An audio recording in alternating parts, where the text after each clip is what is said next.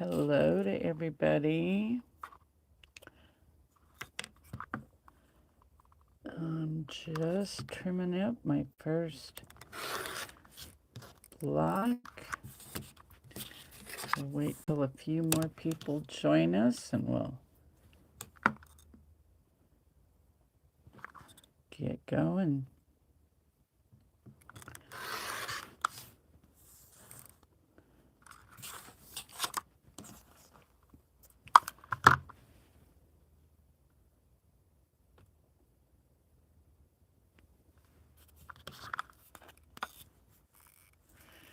New here. Okay, well, let me tell you about our stuff.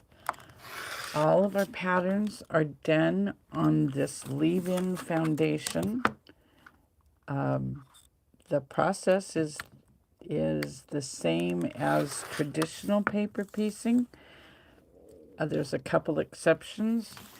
We use a regular stitch length because you're going to leave this in. And this is a block with this is the foundation. You can see through it. It's extremely lightweight and keeps everything from stretching or getting out of shape, keeps your shapes. So what we're making today is, this is the 4-inch block version, kind of wild in the Kaffe fabrics.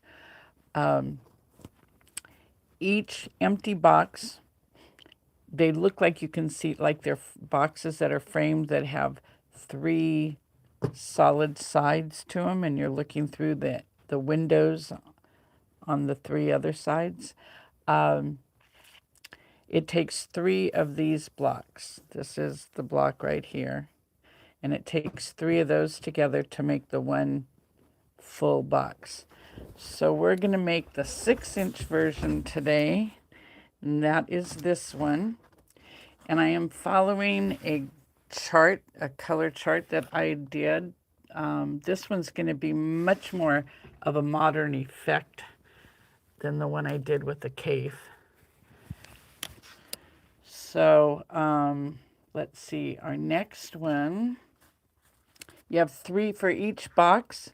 We have 3 values, a light, medium, and a dark. And I want to explain this properly. You're going to do, this is the foundation block. You're going to make 3 of these for each empty box, complete block. So you want to do a light and a dark, a light and a medium and a dark, and a light and a dark. Did I say that? Anyway, over here, the first one I've done is the dark and the medium. And that is this block right here. So then I have a dark and a light and a medium, which I have right here. Now, in the kit, the way I cut my kit to start with, I used 6-inch squares, and we're going to change the kit a little bit because I think there's a little waste here, a little too much waste, and it's kind of confusing. I cut each 6-inch block once diagonally, which is fine. There's plenty of fabric, but you don't need all this out here. So we'll probably just cut a rectangle, and then you can cut the rectangle in half to the proper size that's given in the pattern. So today is going to look a little weird, but the fabric kits, or when you're cutting your fabrics, it's correct in the pattern. And then we're gonna place fabric piece number 1 with the wrong side facing up. We're gonna set the foundation block on top. We want about this is space 1, this is space 2. We want about 1/4 of an inch of fabric to go past the line where we're gonna sew piece number 2 to piece number 1. So I've got that lined up, and you want to make sure you have at least 1/4 inch going around the other 2 lines of space 1. Then we're going to turn it over. Before I go any further, it says stitch with this side facing up, fabric underneath. Very important. Otherwise, you'll get a mirror image of what you want. So we'll turn this over, and we're going to take fabric piece number 2, which in this case is the dark piece, and we'll just put those edges together. And if you feel comfortable, by all means, pin it to hold it in place.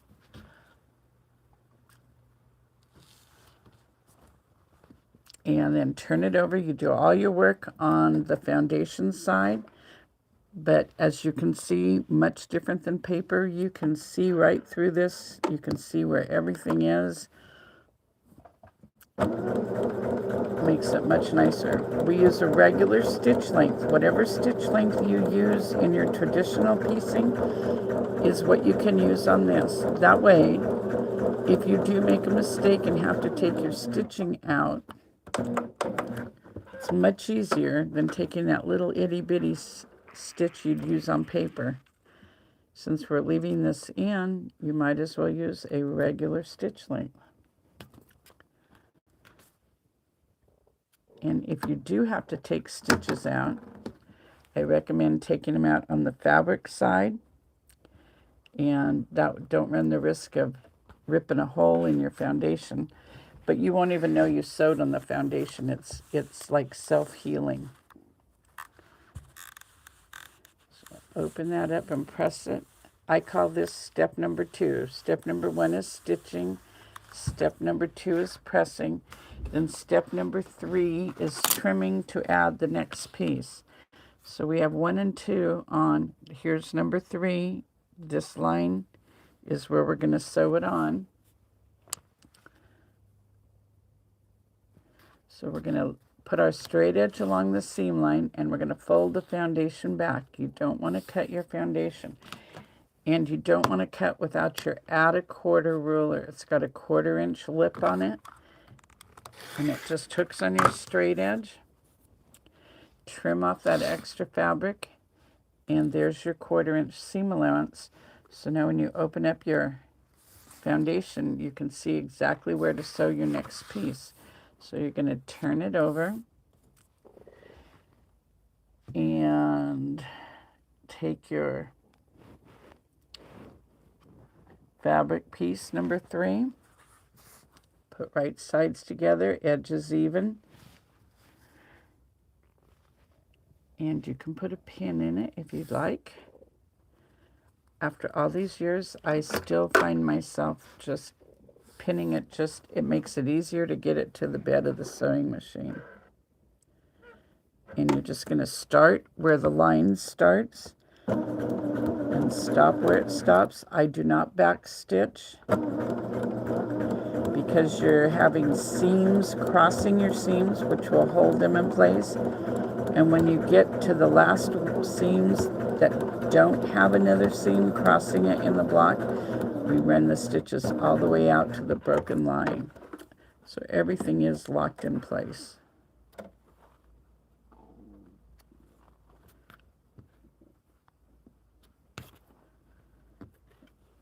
And if you follow me at all, you know that I'm a real stickler about my threads.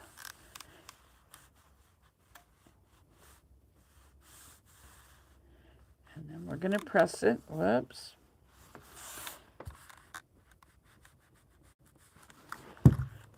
And then we're going to trim to add piece number 4 over here.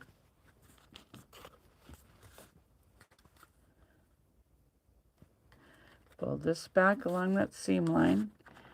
Use our add a quarter ruler. Trim away the extra. Now, like I say, in our kits and in the cutting guide, you won't have this much waste.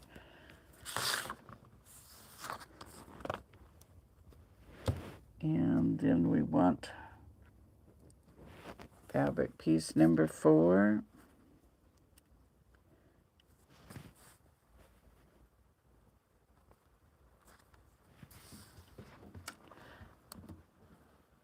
I hope everybody's having a nice start to their week. I know today's the second day, but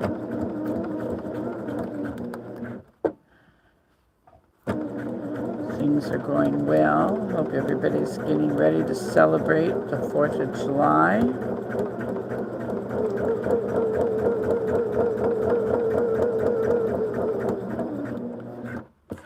We don't usually do anything special.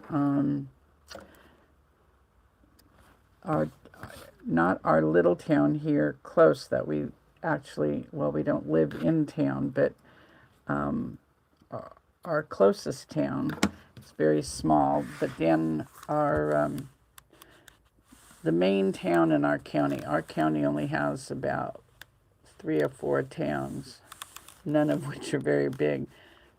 Our main one is getting bigger and bigger, but they have a bike rally over the 4th of July, and it's big. Lots and lots of motorcycles. A lot of traffic, so we tend to stay home for the 4th. And of course, living out in the country, I'm always worried about fire, so we like to be home to protect our place. Let's see, I'll just bring both of these.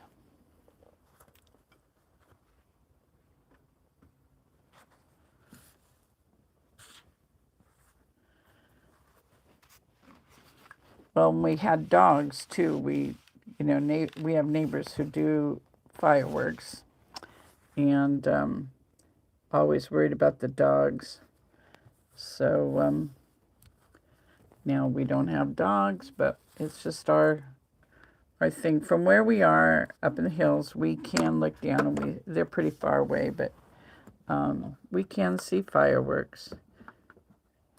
And this year we'll be watching because on TV, because our kids are going to be in DC for the big celebration. And of course we want to see what they're seeing.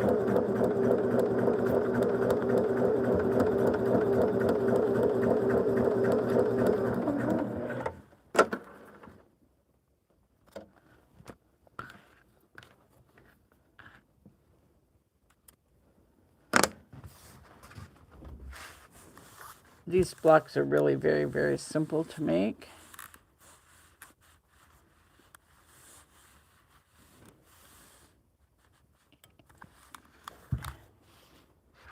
And then we're going to trim for number 6.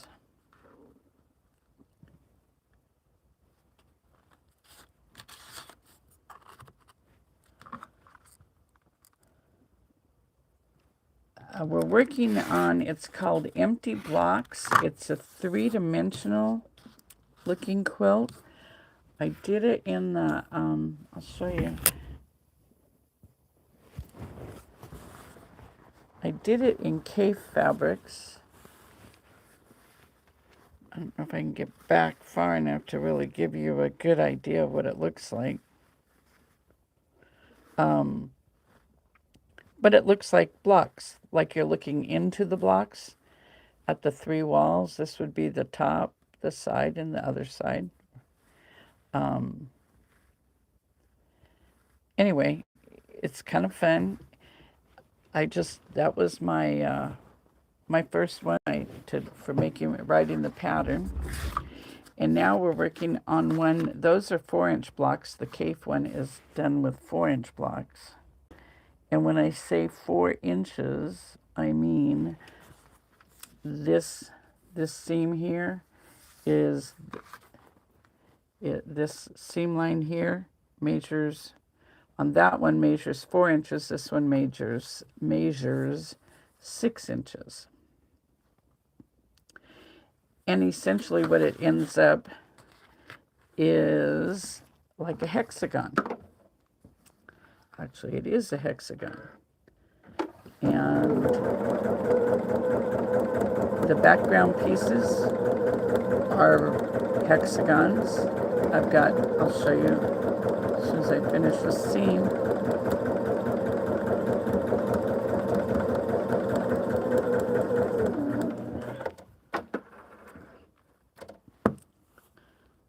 The small pattern is available on the website, and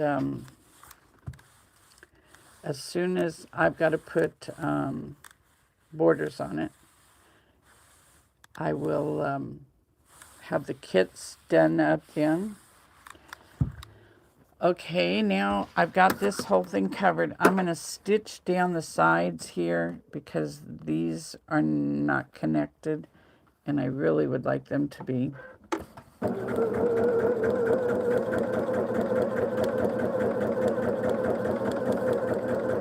I just run a line of stitching. I don't change the length of my stitch or anything. It's just to hold the foundation to the back side of your fabric. So when you join it with other blocks, it will still be accurate. You won't shift the foundation from the fabric and distort it at all. And you just want to, I just make sure it stays flat and not distorted.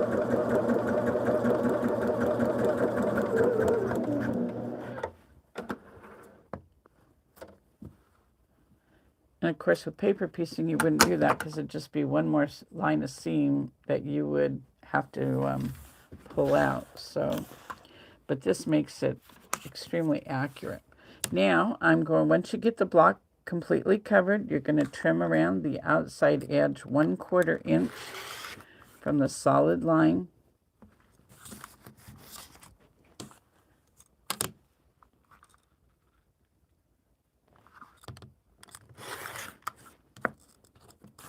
Whoops.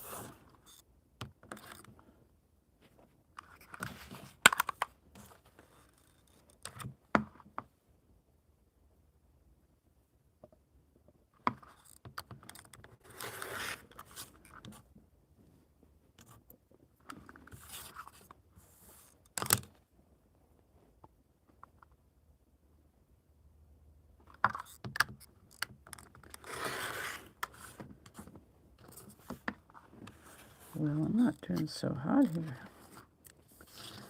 Maybe it's time for a new blade. Okay, so this is, this is the medium, or the dark and the light. So that's going to go over here.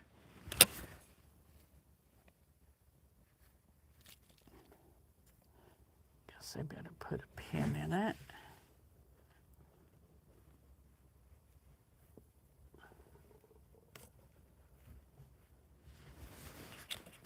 You can kind of see the start of the block already. Yeah. Okay, so then my other one is going to be the medium and the light.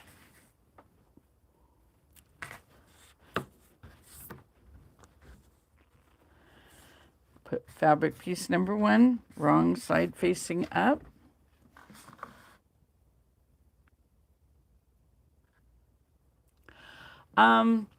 I've got to look and see, Denise, on if I have enough fabric to kit it. I think I do.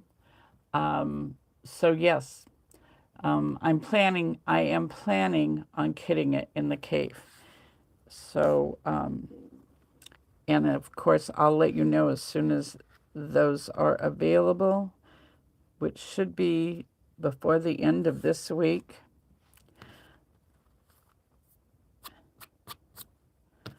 Okay, so we've got the wrong side facing up, the foundation on top. I'm going to put a pin back over here, hold it in place, turn it over, and put fabric piece number 2, right sides together. And put a pin in it. What did I do?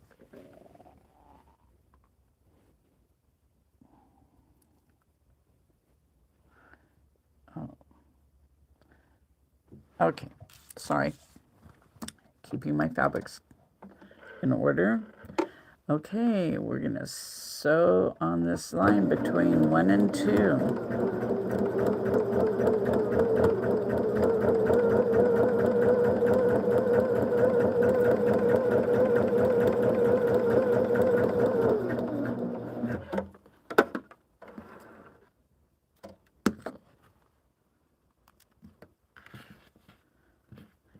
I'm building this one from the bottom to the top because I have my colors in a certain order, and I'm playing with dark, medium, and light frames for these to even add more to the dimension. And this pattern, this one's almost ready, but I wanted to make sure that my layout was going to look as good as it looks on the computer. So it'll be available it'll definitely be available before the end of the week, as well as the fabric kits. So, oops. Okay, now I'm going to show you a quick, a little thing to speed this up. We're going to trim to add piece number 3 using our add a quarter. And then while it's here, I'm going to spin it around, and I'm going to trim for piece number 4 as well. It'll just save me one trip to the cutting mat.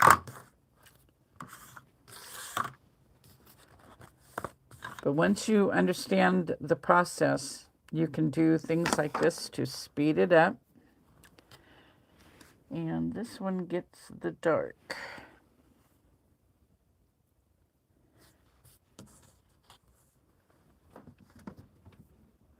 Get it to the machine, and you just want to start right there at that point.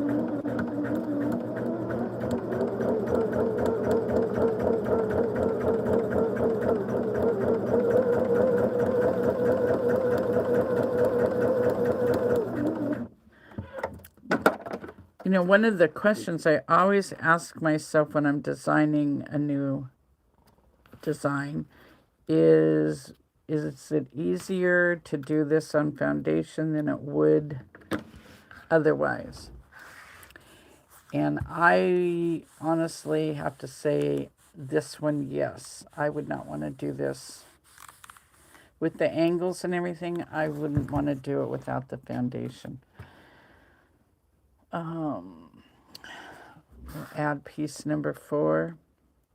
And I could have added piece number 4 before I took it to the ironing mat. That would save even more time if you're in a hurry.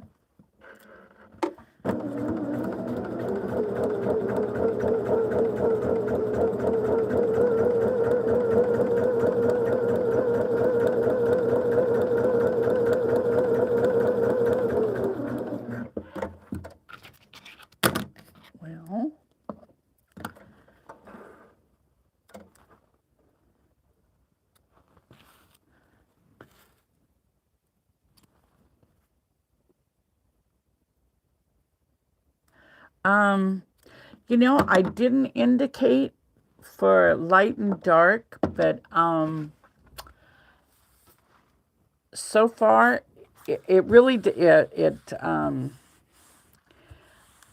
if this comes out really ultra dimensional looking, I will. It may not be worth it. You know, it may not make that big of a difference. But if it does, I will go back and I will put, what I'll end up doing is making the 3 blocks you make per block. I'll make them part A, part B, and part C so that you'll get it perfect without a problem or without too much thought. Once I get it done, I can make it super easy for everybody else to do. I'll do this. I'll think it out, and then I will label things when it makes a difference. Now on the CAFE one, I use the same for each block or each cube. I use the same color. So today I wanted to play around since all my colors are solids. Actually, they're all shadow play. I thought that the dimension might show up more with the solids, so that's why I'm doing the frames of each block with a light, medium, and dark. And just from doing the first two and putting them up there, I think it's going to be well worth it. So, yes, I will label them.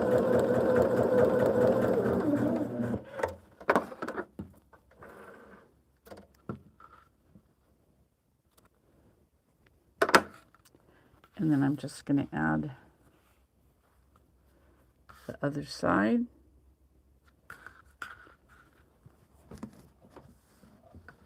And then we'll have the fun part of putting these together to make the cube.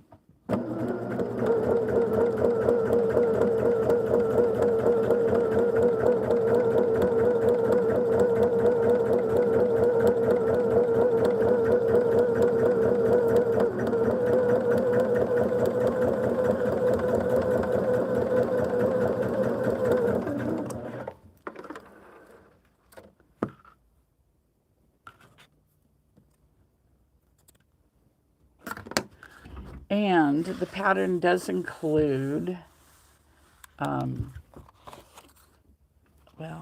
a chart that you can color in if you want to use your own fabrics. I like to do that, so, well, I'm having a rough time here today.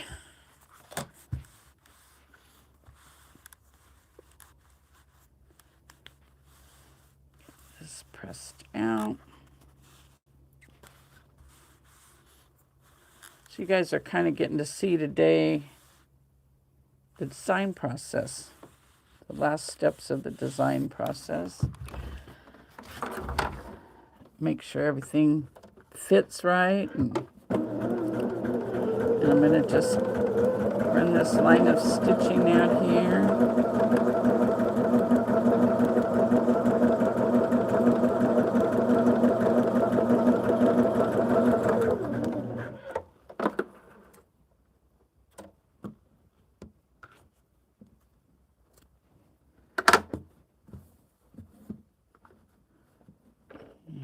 This side.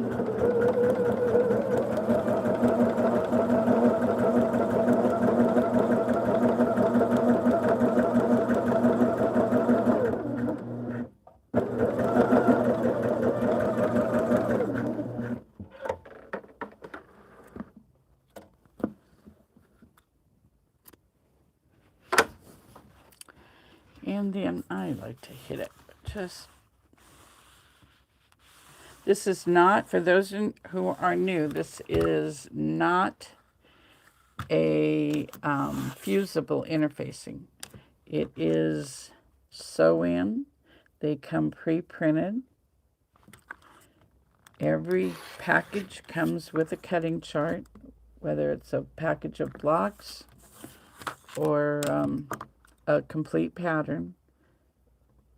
I figured out, if I had to figure out the size to cut the pieces to make the samples, I might as well put that in the package, because the one thing I really hated when I was paper piecing was I never did a pattern that gave you the size to cut your pieces. So there was a lot of miscut pieces or a lot of waste.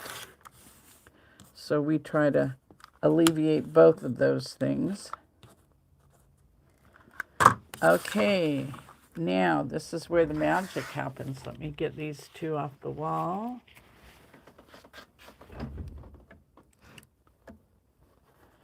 Okay, so we have the dark and the medium. We have the dark and the light. And then we have the light and the medium. So that's how they're going to go together. So what I want to do is I'm going to take these two and I'm going to sew this line right down here. But I'm going to start. Usually when we're sewing two pieces together, we sew from end to end from the edge of the fabric. we want to start right exactly on that point. And we probably should make sure that we're matching the point on the other side to put a pin right in there. And it does. And then we'll want to do the same thing at the bottom end. Put our pin right in the point, and it comes out. Put it right in there. And we're going to sew from one point to the other. I put my needle down. And you can backstitch, but you don't want to backstitch beyond that line.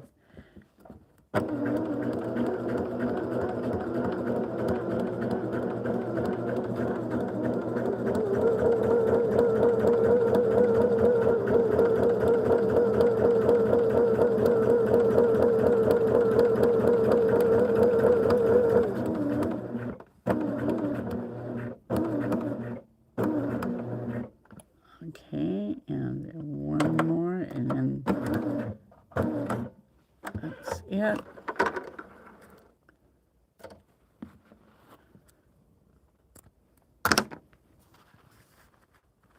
Okay, so we have that seam sewn together.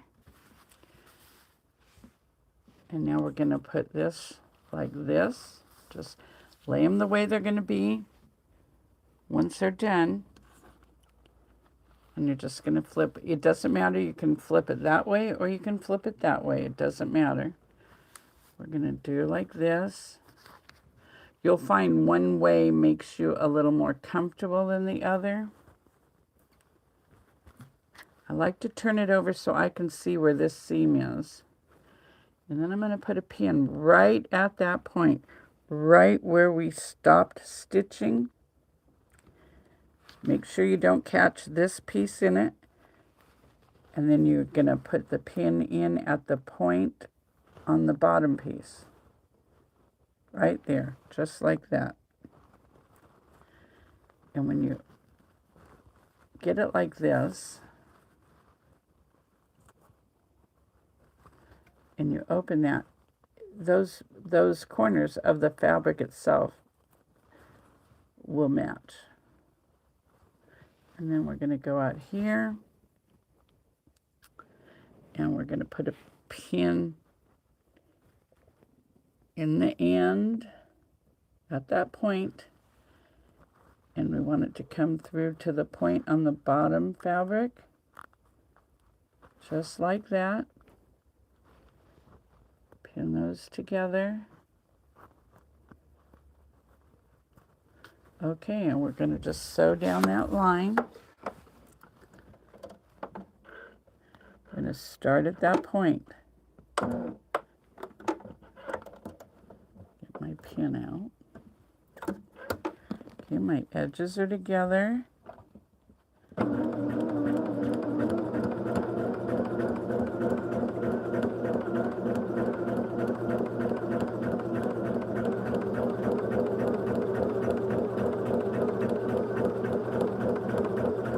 When you get down here, you want to make sure that this piece here is pulled back, so you're not going to catch it in your stitching.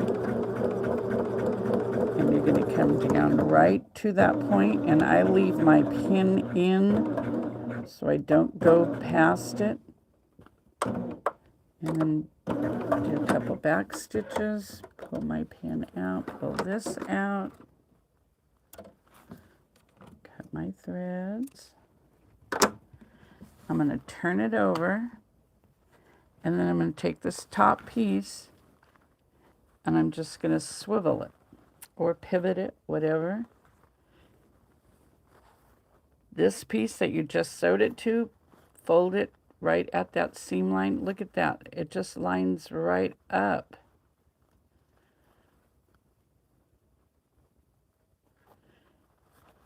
And I really suggest you put a pin right here at this point on this side and see where it comes through. Oh, look at that. It's right on the point on that side.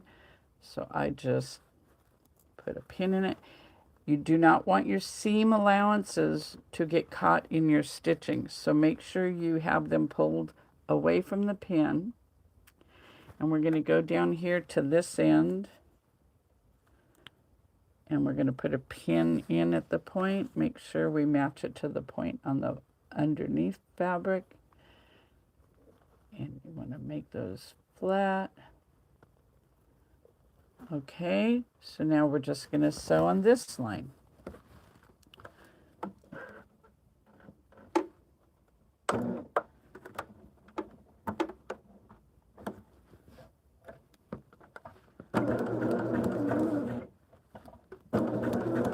Just sew down that line. I hesitate to say we're doing a set inseam or a Y seam because that just automatically turns people off. But when you see how easy this is to do,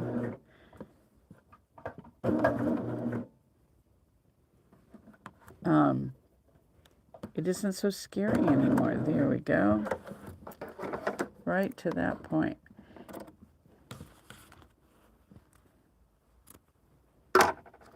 Okay. There we have it. We'll give it a pressing. And what I like to, the way I like to press these is I like to press my seam allowances to make like a circle around the center. So this seam allowance is going this way, going that way. So I'll swivel it around. This seam allowance is going to go the same direction.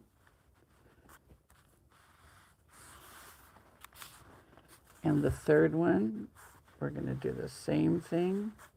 And then that's going to make that little center pop open. So it lays nice and flat. I don't know if I have any water left in here.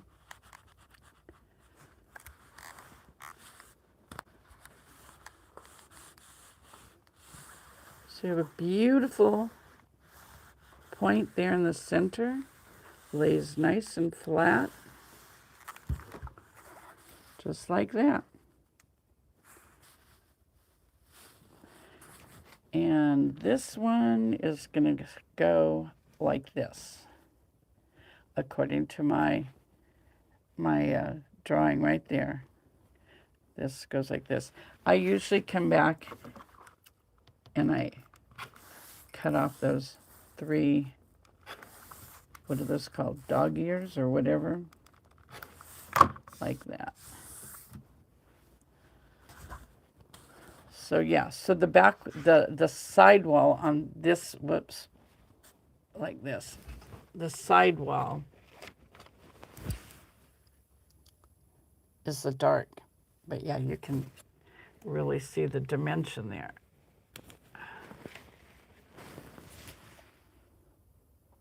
Awesome.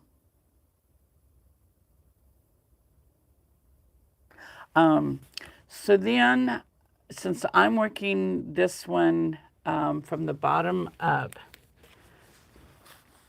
and you guys probably like seeing how I do the inset seams more than once, I'm going to add my background. My background on this one is going to be black.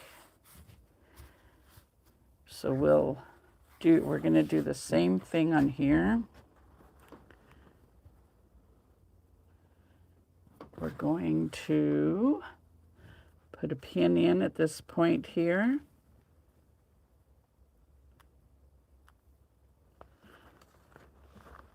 And match it to this point on my background piece. And then we're going to bring it, whoops, having trouble with my fingers today.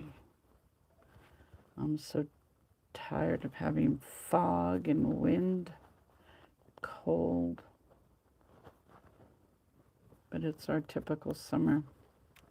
Okay, so then we're just going to stitch, and we can stitch on either side. I prefer my blocks. Want to make sure that you don't stitch the seam allowance down.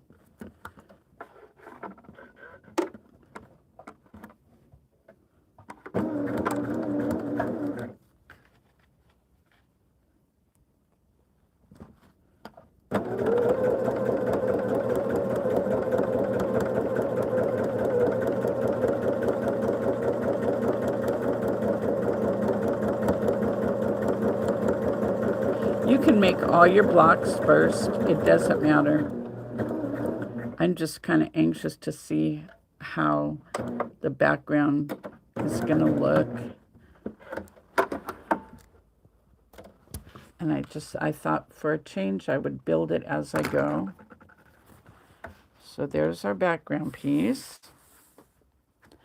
And then we have a little triangular piece that goes in here. So I have that one.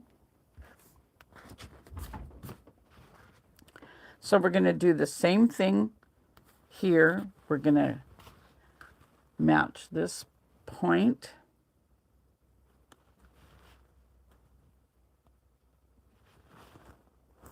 with the point on here on the underneath fabric.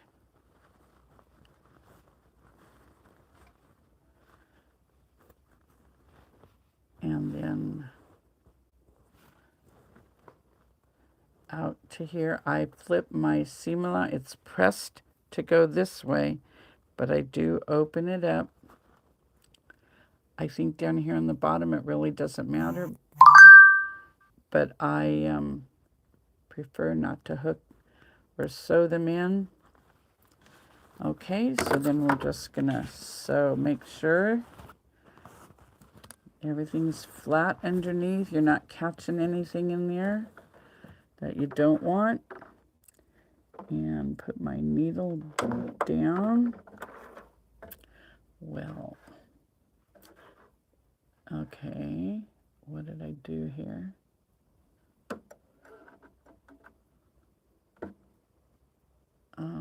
What is this?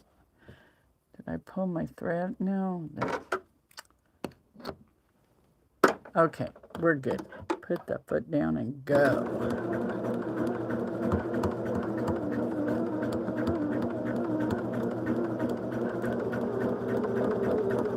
I think that having a printed line with an actual point to stop at is what makes these set-in seams easier to do.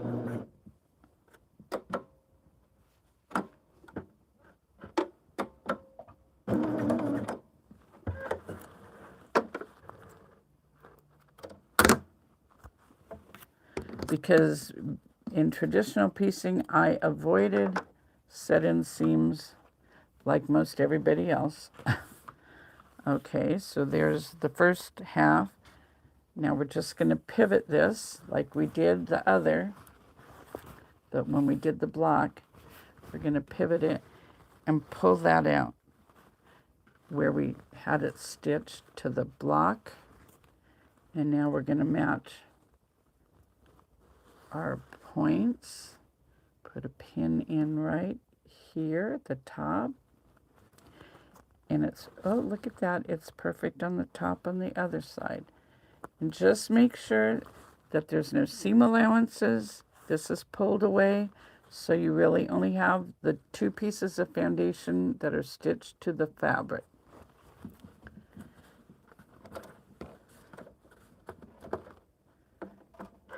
And again, I like to just put my needle down so I'm sure I'm in the right place before I start stitching.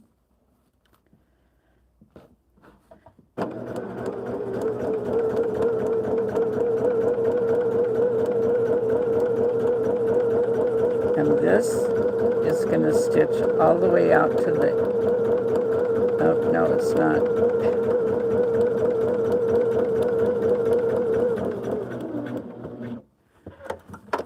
I think I have one little filler in there. Yep.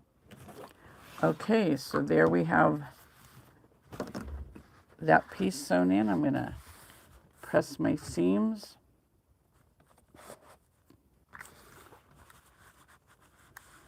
And this one, it really doesn't matter which way you press them. I think because down here, I don't want to fold this over. It makes it too bulky. That would dictate which way these seams are going to go. And again, I press them to make a circle so that it will open up this little spot where they all come together. I really would prefer to have some steam in my iron.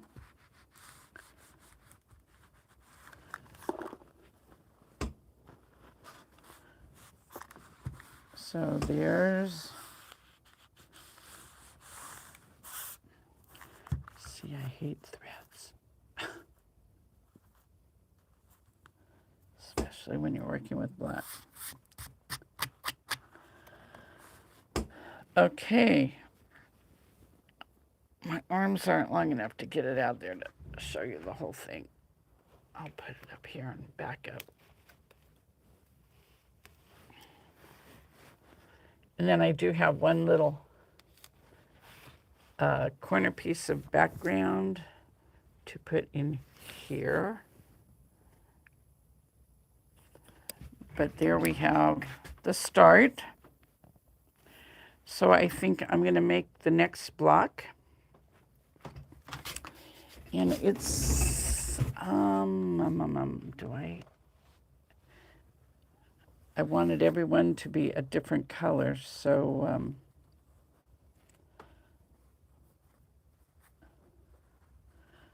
I think I have yellows in here. Not quite sure. Well, we won't do yellow. Let's do the purple.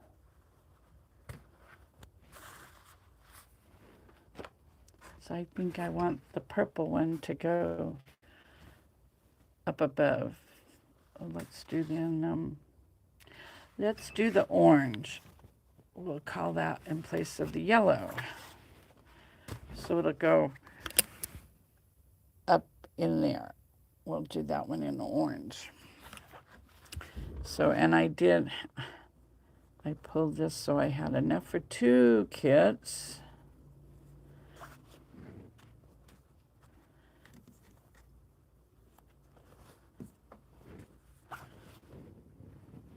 I wanted to make sure I do the exact same colors in the kits, so. And I'm going to stack these. And I'm going to cut them once diagonally.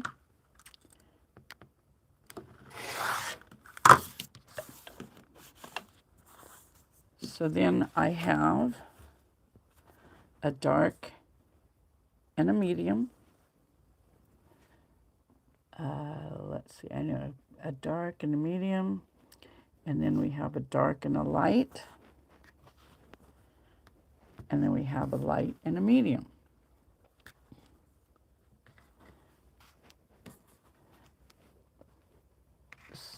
So we're just going to do, we can start with either one, it doesn't matter.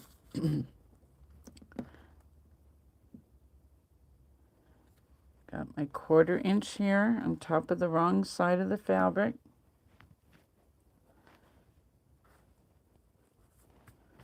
Turn it over, right side of the fabric is facing up. Take fabric number 2, put right sides together, edges even.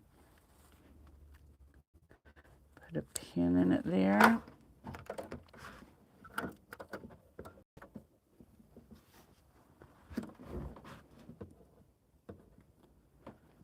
And stitch on the line.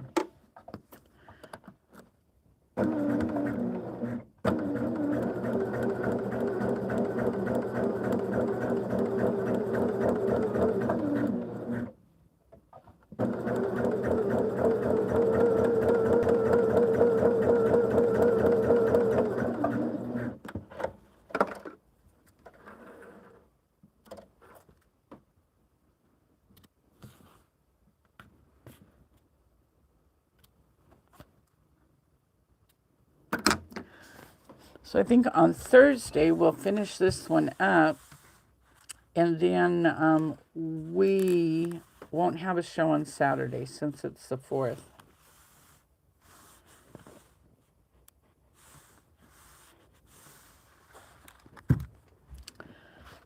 Okay, now we're going to trim for piece number 3 and number 4 on the same trip to the cutting mat. Here's our out of quarter ruler.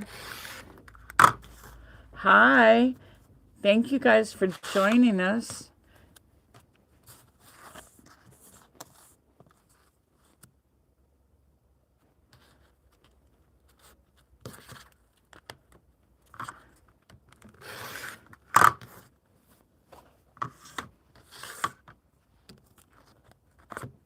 I'm debating on making this as a mini quilt also. Okay, so this is my dark and medium across the top. So that's going to be my light colors again for the frame.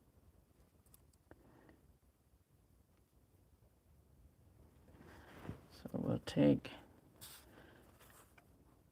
and pin. I'm going to pin this one.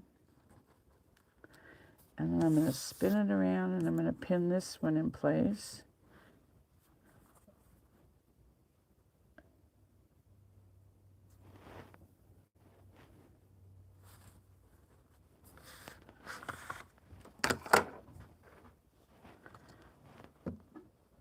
And we'll stitch on that line.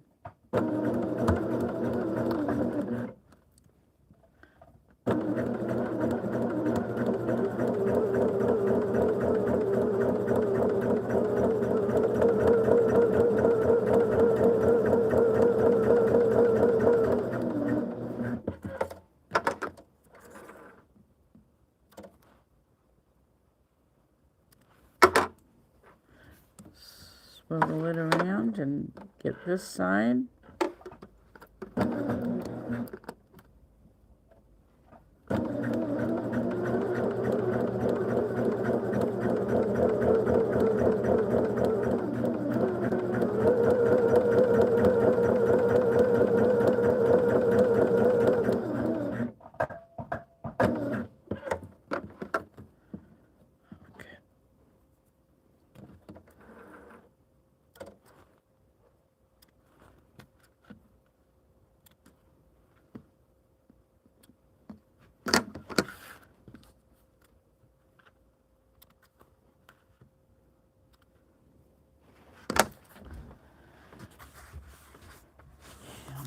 Press these open. Like to set my stitches first. Makes it a flatter seam when you open it up and press it.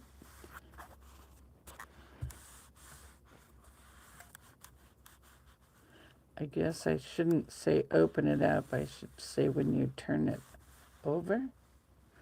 I don't know. I had somebody question me in my workshop. But what do you mean about opening it up? And I've never really thought about it.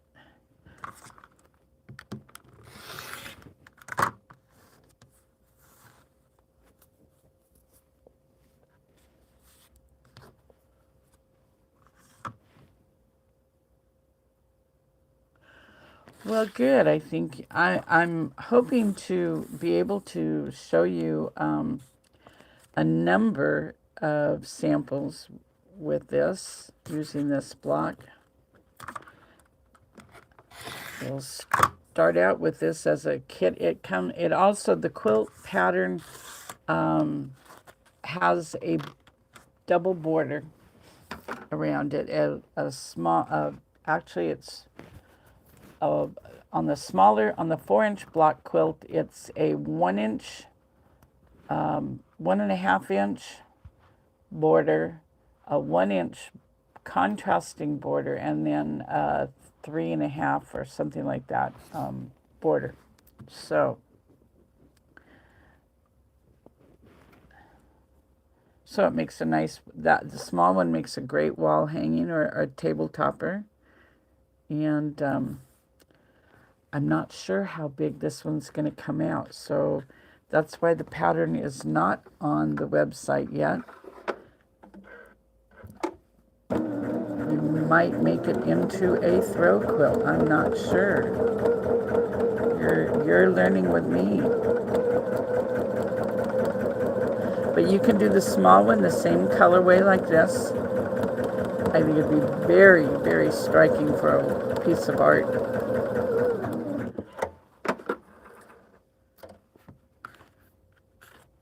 And I already know how I'm quilting this one. I want to quilt it all lines, really make it modern.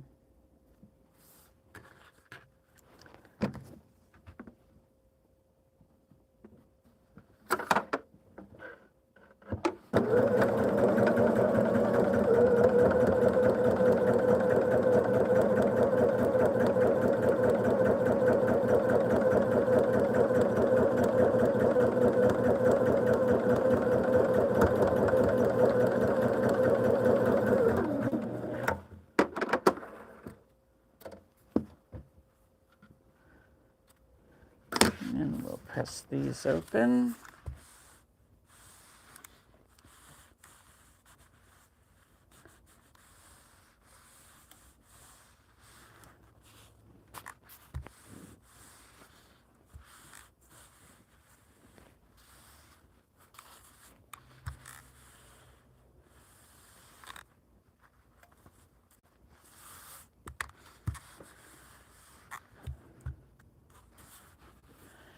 And then I'm going to run that line of stitching down the outside edge.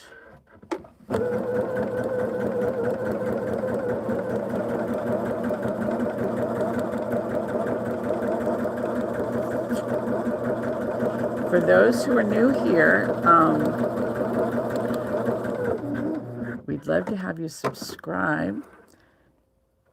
I do shows Tuesday, Thursdays, and Saturdays from noon to 2 Pacific time. And my daughter-in-law, Laura, does a live Monday, Wednesday, Friday from 10 to noon Eastern time. So hopefully one of those times is a good one for you.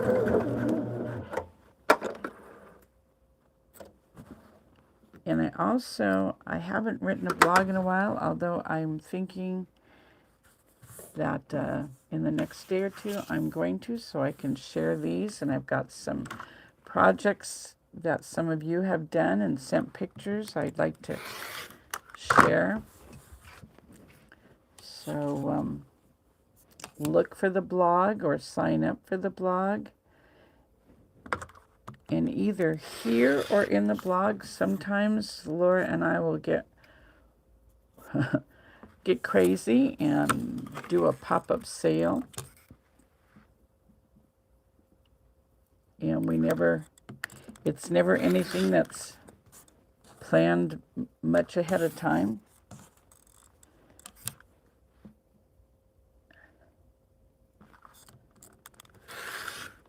We're getting ready to do a whole bunch of shows in the fall. So when we're unpacking and packing, we may come up with some things that we'll do on a closeout. Okay, now this one is the dark and the medium, so it's going to go up at the top.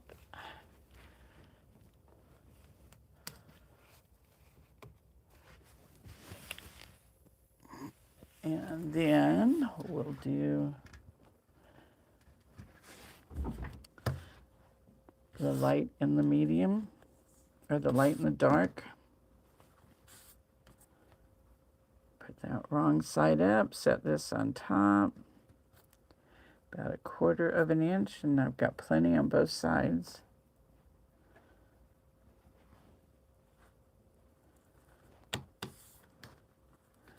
Turn it over, put this right sides together, and I'm going to scoot it just a little bit past the dark underneath. I don't think it will shadow through, but don't need to take a chance.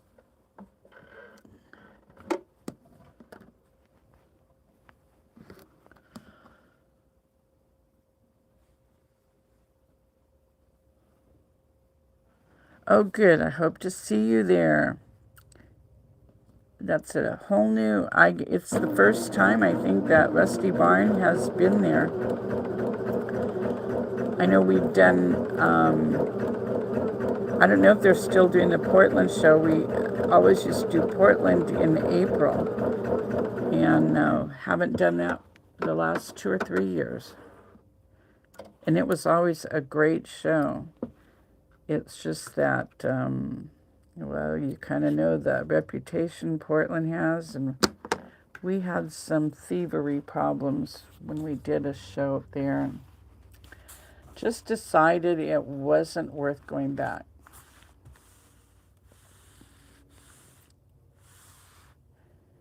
I had, I don't know how long it's been, about 8 or 9 years ago.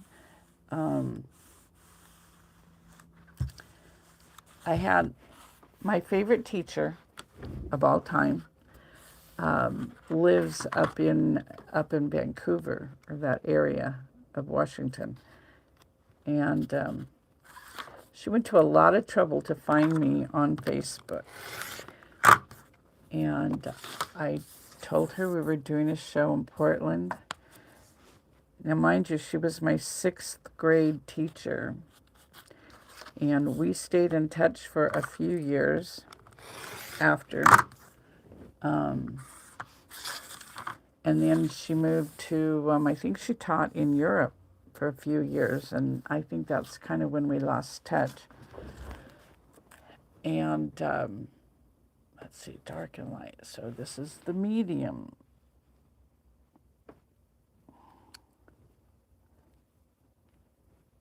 There we go. Oops, and I need the short ones. Medium. And medium.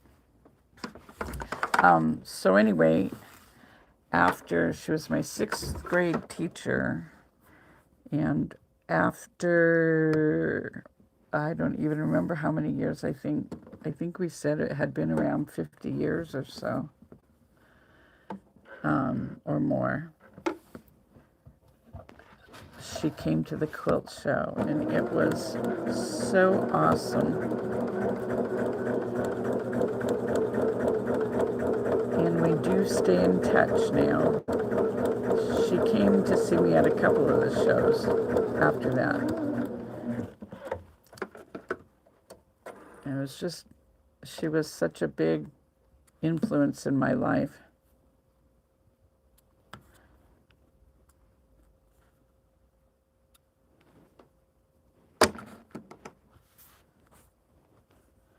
And we were her first class, fresh out of college.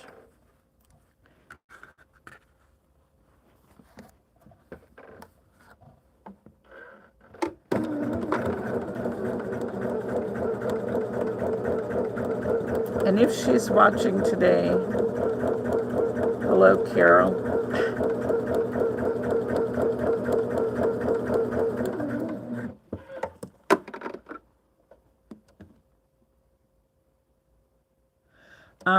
Did you go to the Rusty Barn Puyallup show, or the, oh, I forget who puts the other one on. Rusty Barn has always been in November. And the other one, I believe, is in March. It's always conflicted with another show that we do.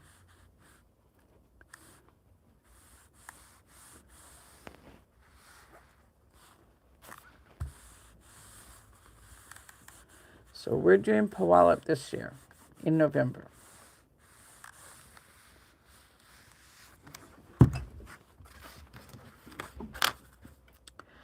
Okay, then I'm going to trim for 5 and 6.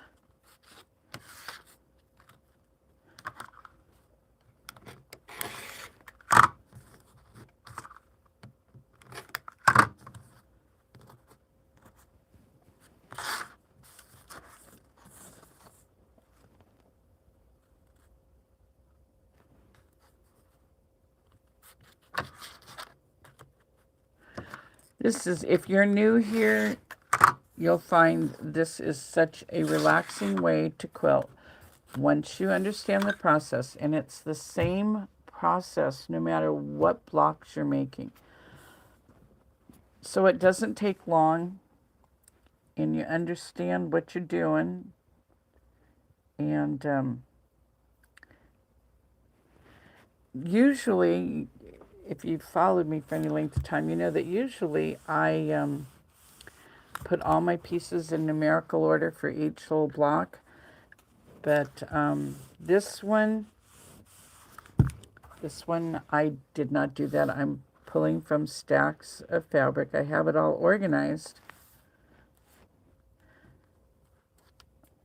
But I thought I might actually get myself more confused if I did it ahead of time, since I really didn't know what I was doing.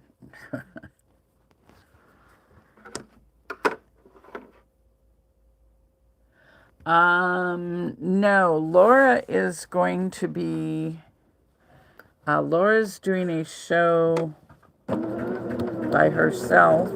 Well, I imagine Donald's going to help her, in Fredericksburg.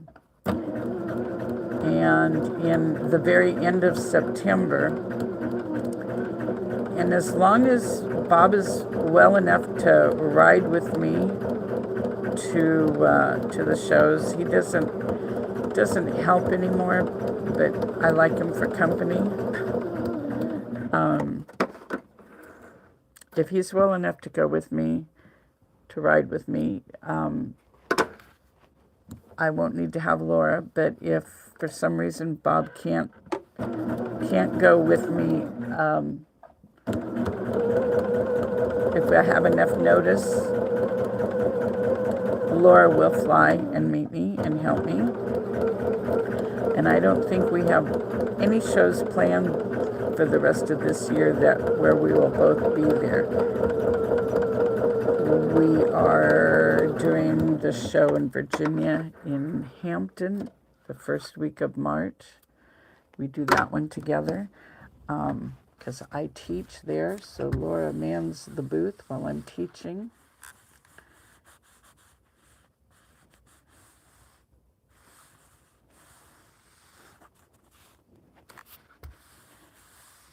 But I think that's, I don't really have my full schedule for next year. I'm not sure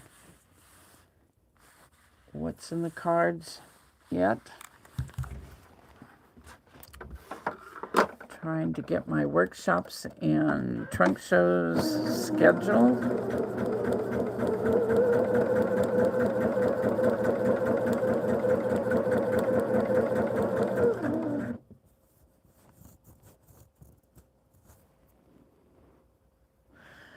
We did not do Castle Rock this year. I wasn't going to do, well, I wanted to do a ton of shows. I really wanted to do Castle Rock, but I was late in speaking up for my booth, and it was a sold-out show.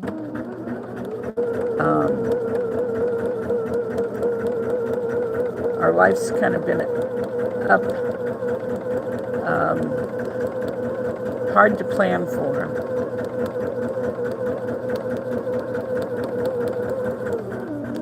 So I'm risking it and planning to do all these shows this fall. I figured as long as I was physically able, I would do them. I have cut my booth size down so I can manage it all on my own. I'll still have as much stuff. It's just going to be crammed in.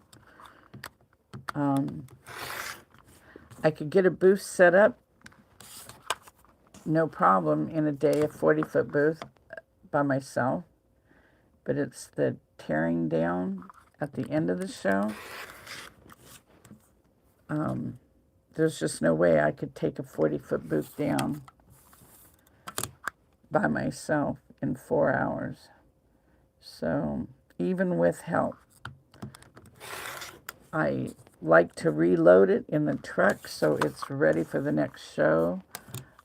Just so much easier, and there's just no way I could do that I don't think even if I just threw everything in the truck that I could get it all out in 4 hours. So that's been my big problem. So I finally decided I would cut my booth size down, and I should be able to handle it. Okay, we got another block done here. Let's see. I do believe it goes like this.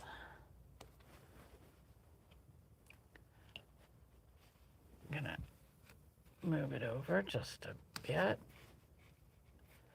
Put it where it belongs. Like that.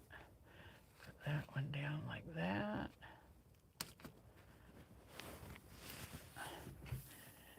Like that. Awesome. Okay, the last one for this one is a light and a medium. Put that like that. 1/4 inch past the line between 1 and 2. Put a pin back here, hold it in place.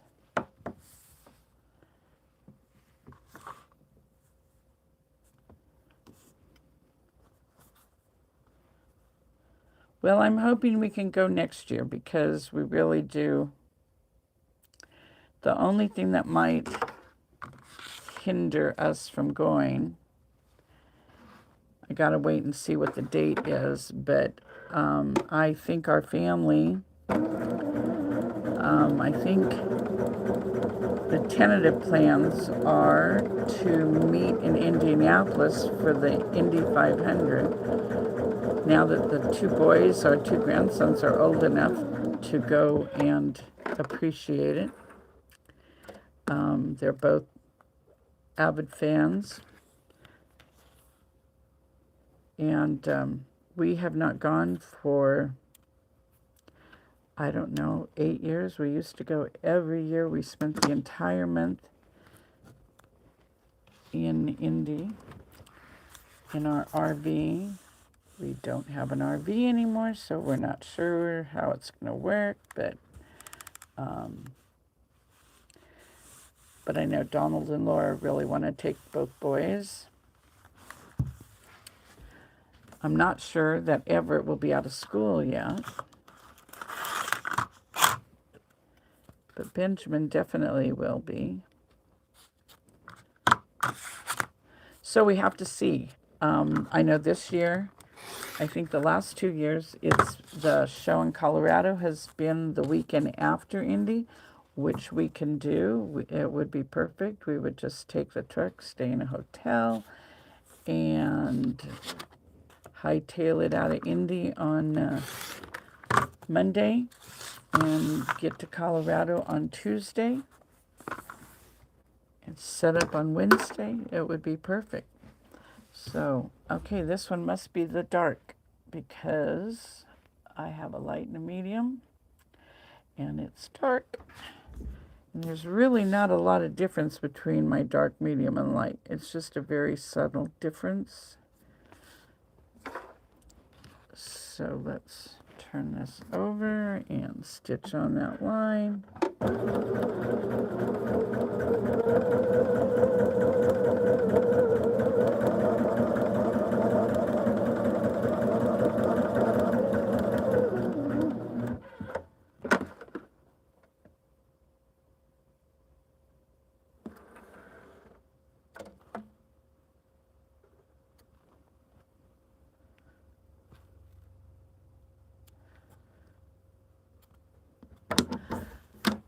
I will be kitting this one this way in this color.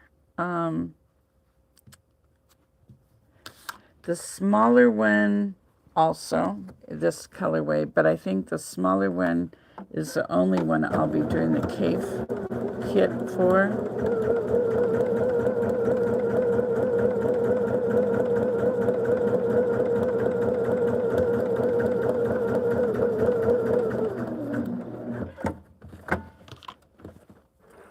I'll have to see. but I definitely will be kitting this one this way.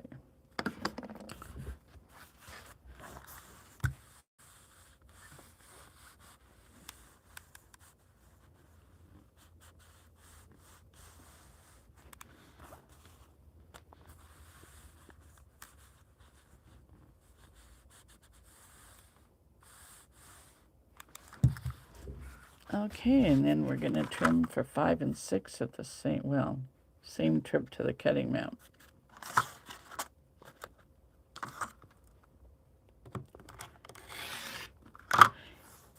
If anybody has a project they would like to see or have me do a video of, whether it be live or just a video, let me know.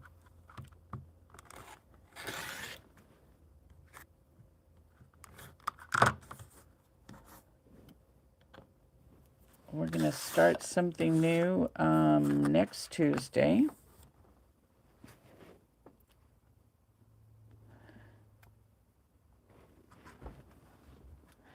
And at some point here, I want to share with you, I am very close to finishing up a lot of projects we've been working on in the last few weeks. They're getting very, very close. One's ready to go on the long arm. As they get done, I'll share them with you.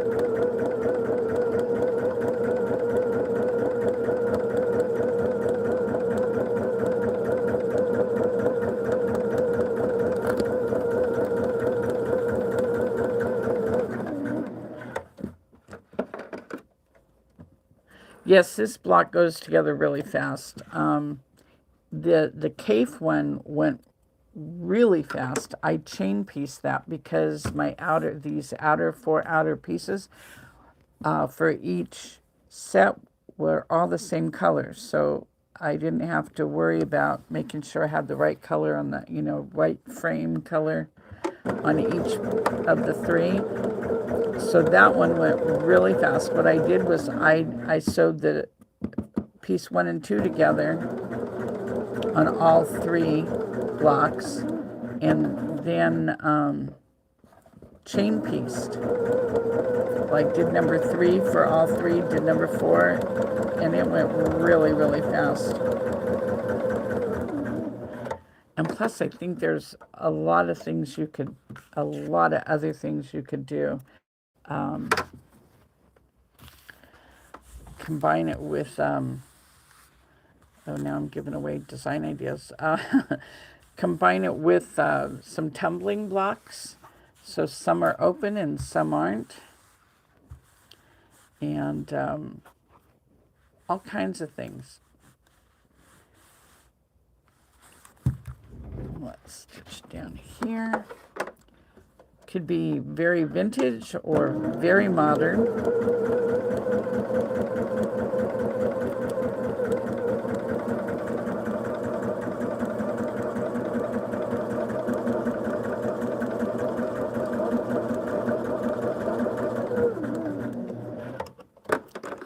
We've been tossing around ideas about our house quilt.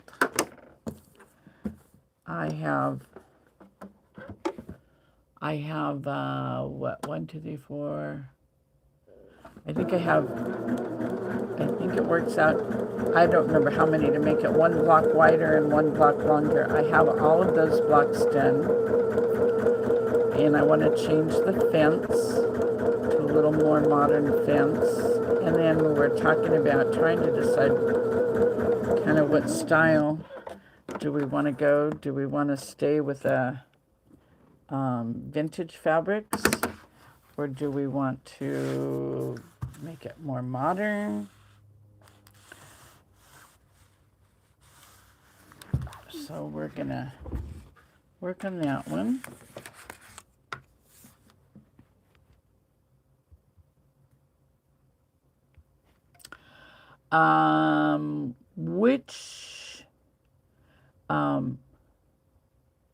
Oh, you're right. This would be great for fussy cutting.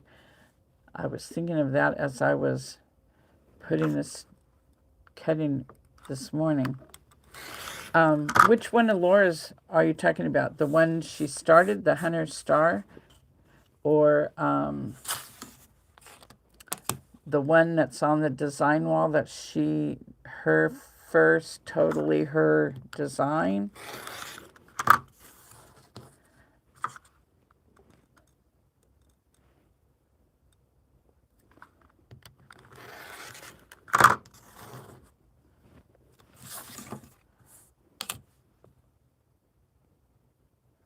I'm finishing writing the pattern for the one she designed, and I can't remember the colorway she's doing it in.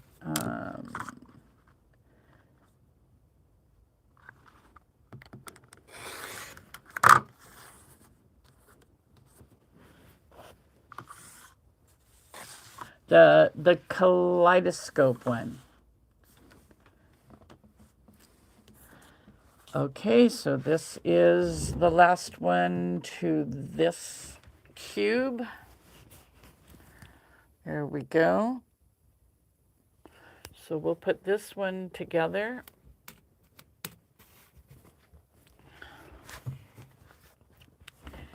When I get it down here, I like to make sure I have it set right. That's it. So we'll fold this over.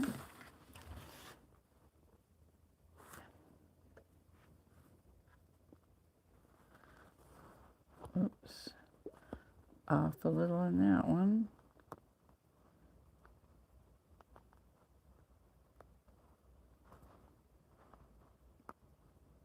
Well, there we go. And come down here.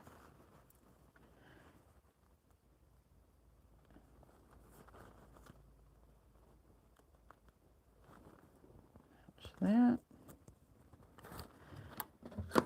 And get this little line stitched.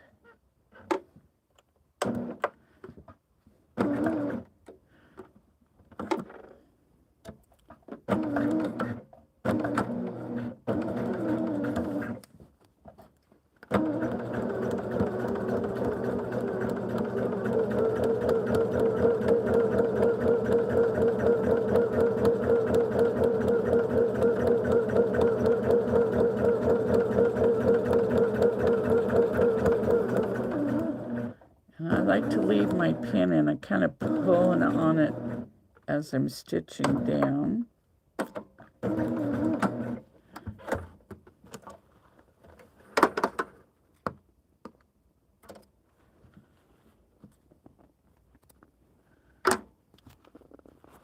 Okay, so we got that together, and now this is going to go like that. Flip it that way. And I like to work on this side so I make sure that this seam allowance here doesn't get caught in my stitching.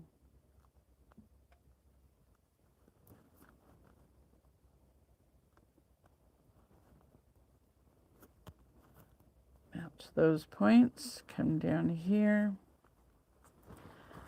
and pull this away and this away, the seam allowance. Get my edges even. And you can feel with your fingernail, you can feel that this point is right at that seam. Whoops.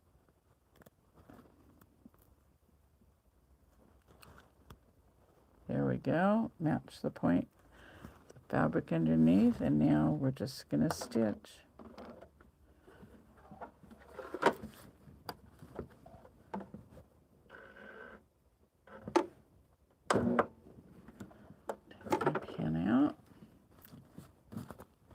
My edges are even.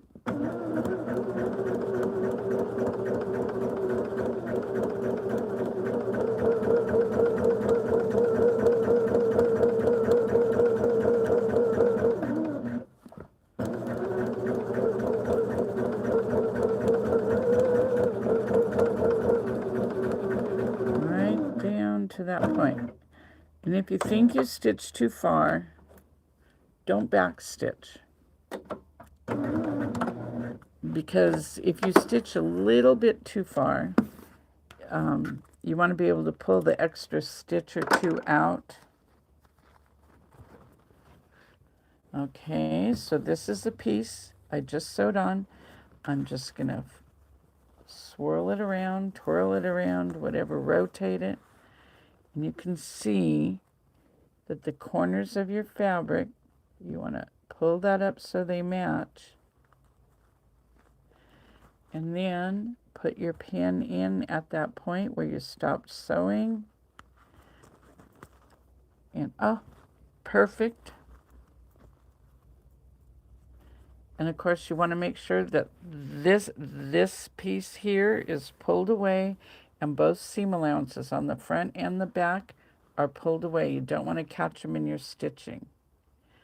And then we'll go down here and we'll match these points on top and bottom.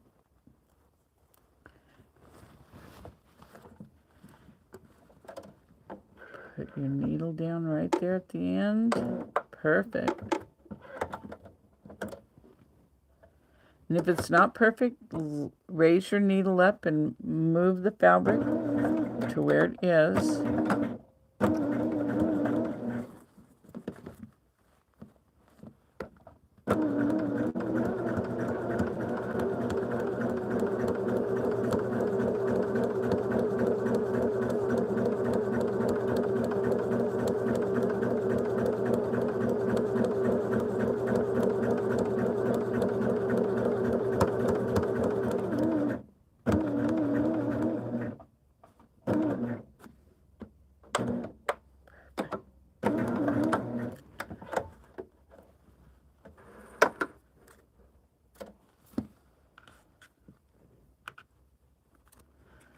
Okay, so there's our hexie. Our block is made. We're going to press these.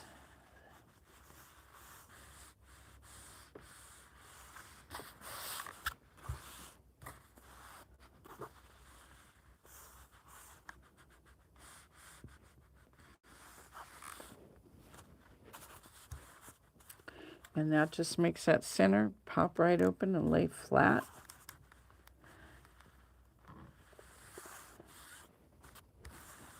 I'm going to have to hit this with steam. It's pretty good, pretty good.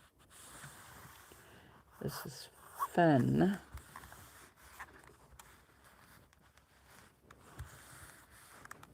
Get all these loose threads off. And then I don't bother to trim the ends until I get it all together.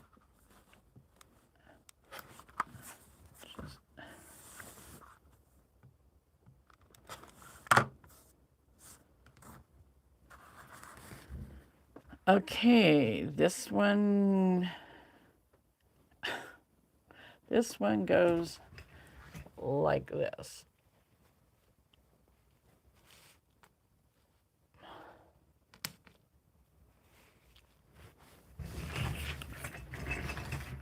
So there I've got two of my blocks.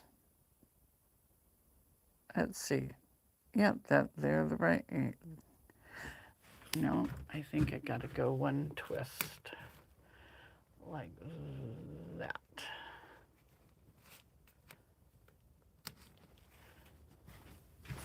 Yeah, light is on the top. There, that looks much better. Okay, so now on this one, I'll probably just add this piece and sew it, so this seam line, and this piece is a half of a hexie to fill in, because this will be our edge all the way up. And then I'll make this block next.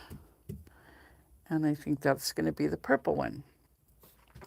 So, but I think you've seen enough to get you interested and see how it goes.